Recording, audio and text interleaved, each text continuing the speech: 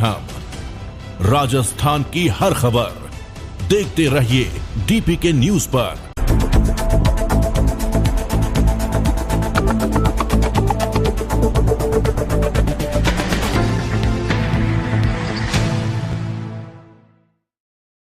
गाय को सनातन धर्म में बहुत बड़ा महत्व व बड़ा स्थान दिया गया है। सनातन धर्म में गाय को माता कहा जाता है और सबसे पवित्र माना जाता है। साधु संत गाय माता को राष्ट्रीय माता बनाने के संकल्प को लेकर कार्य कर रहे हैं। इसी कड़ी में गाय माता की सेवार्थ वन पे फाउंडेशन की ग्रो ग्रास योजना शुरू होने जा रही है। फाउंडेशन ने इस योजना को कई हिस्सों में विभाजित किया है। फाउंडेशन प्रथम चरण में पूरे भारत में 100 गोग्रास संग्रहण वाहनों का संचालन करने जा रही है। इस प्रकार 3 चरणों में 1000 गोग्रास संग्रहण वाहनों का संचालन पूरे भारत में करने का लक्ष्य रखा गया है। गोग्रास संग्रहण वाहन पूर्ण रूप से इलेक्ट्रिक वाहन है जो कि केसरिया रंग से रंगा होगा। ये गो संग्रहण वाहन पर घर घर मोहल्ले मोहल्ले जाकर गाय माता के लिए गोग्रास, हरी सब्जियां, फल आदि इकट्ठे करके नजदीकी गौशाला तक पहुंचाने का कार्य करेंगे। इसी वर्ष पूरे उत्तर भारत में योजना का संचालन करने का लक्ष्य भी रखा गया है।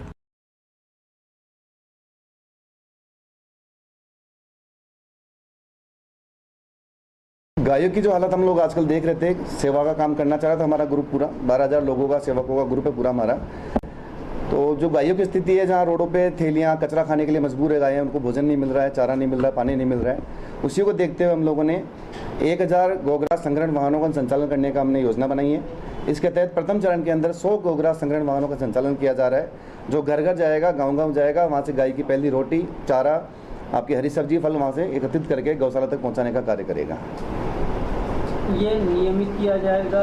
ये लगातार रूप से चलेगा सर। इसमें 100 जिलों को टारगेट किया जा रहा है। प्रथम चरण के हम लोग 100 जिलों को ले रहे हैं, 200 जिलों को टोटल लिया जाएगा और कंटिन्यू डेली बेस पे गाड़ी वहाँ पहुँचेगी, जैसे अपन निगमी गाड़ियाँ पहुँचती हैं। हाल फिलहाल कौन से जिले हैं जो टारगेट? हाल फिलहाल जो चालू कर रहे हैं हम लोग जयपुर से हैं, जयपुर है, डूंगरपुर है, बांसवाड़ा है, उदयपुर है, चित्तौड़ है, कोटा है, नीम का थाना है, चूरू है और पाली है और इसका उज्जैन, एमपी में उज्जैन और 5 जिले और हैं उज्जैन के, इसके एमपी के। कलेक्शन किस तरह से करेंगे गाड़ियाँ? फिर चारा किस माध्यम से होता है? कहाँ पहुँचेगा? कलेक्शन गाड़ी सुबह 6 बजे गाड़ियाँ निकलेंगी घर घर कलेक्शन करने के लिए, वहाँ से रोटियाँ और हरी सब्जी और फल फूल एकत्रित करेंगे और संबंधित गौशालों तक उसको पहुँचाने का कार्य करेंगे। कई दूध वाले अपने क्या है कि दिन में गाय को छोड़ देते हैं, सुबह शाम पकड़े ले आते हैं, दूध निकालते हैं, दिन भर वो घूमती है जी। उनके लिए भी आपने कुछ सोचा है? उनके लिए सर हम लोग बड़ी गौशाला का निर्माण करने का प्लान कर रहे हैं। चित्तौड़गढ़ में हम लोग पहली गौशाला इस साल के अंदर निर्माण कर रहे हैं, जो करीब 50 से 100 बीघा के अंदर होगी, जो गायों को एकत्रित करके वहीं कार्रवाई की जाएगी उनके लिए। उनका भरण पोषण, विश्वसनीय चिकित्सा की सारी सुविधाएं रहेगी वहाँ पे। शहरों में रहेगा, ग्रामीण क्षेत्र? शहरों ग्रामीण सभी जगह जाएगा सर। तहसील लेवल पे, मंडल लेवल पे, जिले लेवल पे सभी जगह इसका विस्तार किया जा रहा है। भूपेंद्र सिंह। जयपुर से खबर, जहां पैक्स हॉस्पिटल व association of health care providers India की ओर से रविवार को राजस्थान इंटरनेशनल सेंटर में नर्सिंग गुरुकुल 2024 का आयोजन किया गया। इस दौरान इलाज में नर्स के रोल व उनके सामने आने वाले अवसर पर चुनौतियों पर एक्सपर्ट्स ने अपने विचार रखे। कार्यक्रम में मुख्य अतिथि के रूप में पैक्स हॉस्पिटल समूह के chairman doctor SB Jhanwar, association के अध्यक्ष डॉक्टर अशोक खंडाका एवं सचिव डॉक्टर सर्वेश अग्रवाल उपस्थित हुए। इस दौरान एक्सपर्ट्स ने कहा कि किसी भी मरीज के साथ सर्वाधिक समय नर्सिंग स्टाफ बिताता है, ऐसे में मरीज के प्रति उसकी जिम्मेदारी बढ़ जाती है।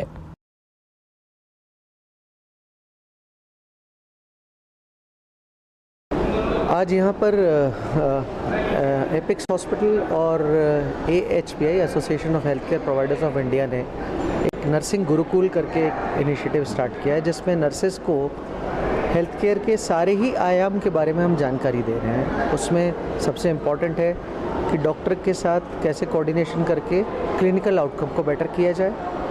दूसरा ये कि सबसे ज़्यादा समय पेशेंट के साथ नर्सेस बिताते हैं। डॉक्टर्स अपना कंसल्टेशन करके या ऑपरेशन करने के बाद दूसरे पेशेंट्स में इन्वॉल्व हो जाते हैं, तो मैक्सिमम टाइम उनके इंस्ट्रक्शंस को फॉलो करना, उनके जितने भी क्लिनिकल रिक्वायरमेंट्स हैं उनको इवेलुएट करना, वो सब नर्सिंग के थ्रू होता है और एक इन्फॉर्मेशन का फ्लो रहता है। तो उनको ये बताना कि किस तरह से वो पेशेंट सेटिस्फेक्शन को बढ़ा सकते हैं या क्लिनिकल आउटकम्स को इंक्रीज़ करने में उनके क्या क्या योगदान रहेंगे। एक नर्स के लिए एक बहुत ही स्ट्रेसफुल एनवायरनमेंट रहता है, तो उस स्ट्रेसफुल एनवायरनमेंट में ये भी इम्पॉर्टेंट है कि नर्सेस खुद अपनी हेल्थ का ध्यान रखें, उनकी फ़िज़िकल हेल्थ, उनकी मेंटल हेल्थ और एक फैमिली की तरह वर्क होता है हॉस्पिटल्स के अंदर। कोई भी इंडिविजुअल, ना डॉक्टर, ना नर्स, ना कोई मैनेजमेंट पर्सन अकेले हॉस्पिटल्स को या पेशेंट्स को ट्रीट करा सकते हैं। उस केस में दो इम्पॉर्टेंट एस्पेक्ट हैं, जैसे कि एक पेशेंट का डिस्चार्ज कितना फास्ट हो सकता है, उसकी क्या रिक्वायरमेंट्स हैं, जो ब्लड टेस्ट हैं या रेडियोलॉजिकल इन्वेस्टिगेशंस हैं उनकी रिपोर्टिंग की प्रॉम्प्टनेस क्या होनी चाहिए, और ओवरऑल एक नर्स जो है वो डॉक्टर के साथ कोऑर्डिनेशन करके किस तरह से रेस्पॉन्सिवनेस यानी कि टाइमली मेडिकेशन एरर्स को रिड्यूस करना, और उनके जो पैरामीटर्स हैं क्रिटिकल केयर अलर्ट्स, उन क्रिटिकल केयर अलर्ट्स के इमीडिएट रेस्पॉन्सेस किस तरह होने चाहिए। सो ओवरऑल हम सरकार से भी ये एक रिक्वेस्ट करेंगे कि इस तरह के प्रोग्राम्स, क्योंकि हमारे देश में आज भी बहुत डॉक्टर्स की कमी है, हमारे देश में आज भी हेल्थ केयर के इंफ्रास्ट्रक्चर का ऊपर जाना बहुत ज़रूरी है, लेकिन नर्सेज एक ऐसा कंपोनेंट है जिसके स्किल डेवलपमेंट पे अगर फोकस किया जाए और नर्सेज की ओवरऑल एजुकेशन ट्रेनिंग प्लस उनकी खुद की हेल्थ का ध्यान रखा जाए, तो हम ज़्यादा से ज़्यादा सर्विसेज प्राइवेट सेक्टर और गवर्नमेंट सेक्टर दोनों मिलकर प्रोवाइड कर सकते हैं। नाम बताइए। मेरा नाम है रुपेश माथुर, मैं जीवन रेखा हॉस्पिटल में chief executive officer. Thank you. ये नर्सिंग गुरुकुल एक ऐसा प्रोग्राम था जिसमें हम नर्सेस को अपस्किल कर रहे हैं, उनको लीडरशिप डेवलपमेंट प्रोग्राम दिखा रहे हैं। इसमें हमारे दूसरे हॉस्पिटल्स के सारे लीडर्स, सारे सीईओज, मेडिकल डायरेक्टर्स सब लोग आए थे और अपने अपने सेशन दिए हैं। ऑलमोस्ट 150-160 नर्सेज डिफरेंट हॉस्पिटल्स से ज्वाइन किया है। ये सेशन बहुत ही शानदार सेशन था।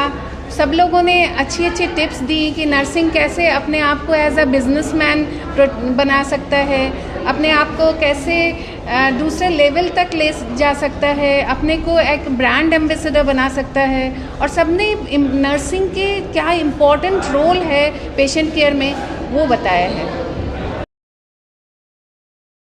बस्ती से खबर जहां श्री श्याम मयूर मंगल प्रताप नगर सांगानेर जयपुर के तत्वाधान में 16वां वार्षिक उत्सव व भजन संध्या का आयोजन हुआ। मंडल सदस्य दीपक शर्मा ने बताया कि हर वर्ष की भांति इस वर्ष भी श्याम बाबा की फूल बंगला झांकी से जाकर 56 भोग के साथ अखंड ज्योत जलाकर भजनों का शुभारंभ किया गया। सांगानेर रोड पर एक निजी रिसोर्ट में भजन संध्या का भी आयोजन हुआ। केलवाड़ा से खबर जहां आदिवासी लघु कुंभ सीताबाड़ी धार्मिक मेले में 6 जून से लेकर 16 जून तक लगातार 21 दिनों तक चला। इस दरमियान सीताबाड़ी बड़ी संख्या में श्रद्धालुओं ने स्नान व दान व मेला भ्रमण कर लुत्फ उठाया। इसके अलावा सांस्कृतिक कार्यक्रम में दर्जनों लोक कलाकारों ने शानदार प्रस्तुतियों के माध्यम से प्रदेश की लोक संस्कृति को ऊंचा उठाने का महत्वपूर्ण काम भी किया। नपा प्रशासन कड़ी मेहनत भी की। मेले में शुरुआत से लेकर मेला खत्म होने तक कलेक्टर अधिकारियों की परेड लेते दिखे। वहीं फटे पुराने कपड़े बिखरे पड़े, इसके अलावा पॉलीथीन कागजों के टुकड़े मेले परिसर से प्रदूषित हो गया। साफ सफाई को लेकर नपा प्रशासन ने महज खानापूर्ति की है।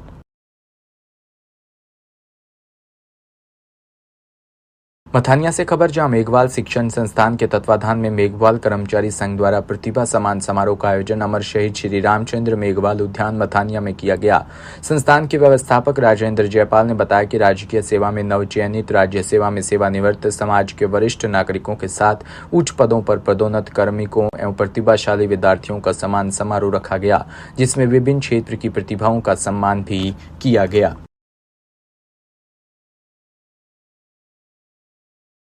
सिरोही से खबर जहां जिला भारतीय जनता पार्टी की ओर से खंडेलवाल छात्रावास में जालोर सिरोही सांचौर संसदीय क्षेत्र से निर्वाचित सांसद लुम्बाराम चौधरी का स्वागत, अभिनंदन व कार्यक्रम आभार सम्मेलन आयोजित किया। जिला प्रशासन ने श्यामा प्रसाद मुखर्जी की पुण्यतिथि पर पुष्पांजलि व दीप प्रज्वलित कर श्रद्धांजलि देकर याद किया। सांसद लुम्बाराम चौधरी ने कहा कि मैं भाजपा का एक सामान्य कार्यकर्ता हूं। पार्टी ने मुझे सांसद का टिकट देकर सम्मान बढ़ाया, इसके लिए मैं शीर्ष नेतृत्व का आभार भी व्यक्त करता हूं।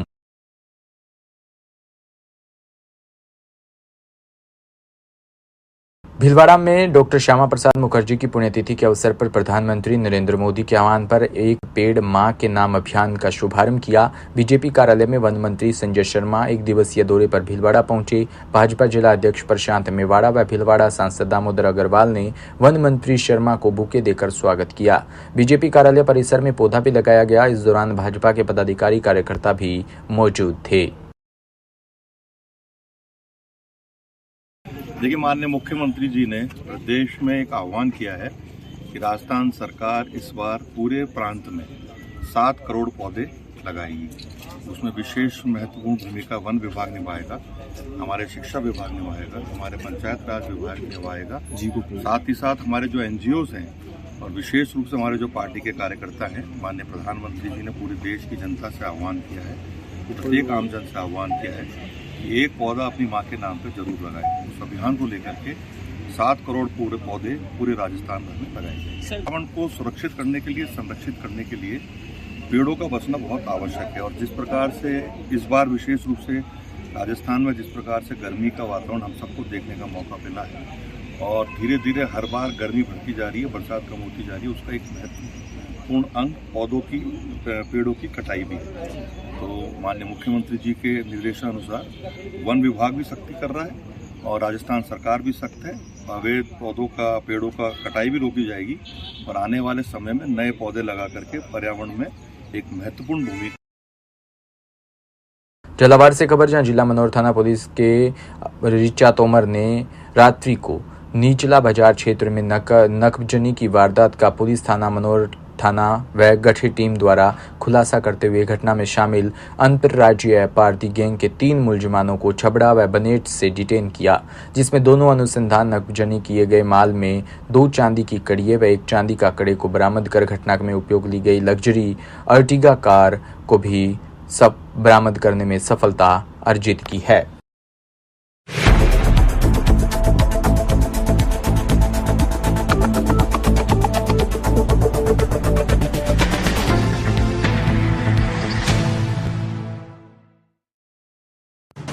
राजस्थान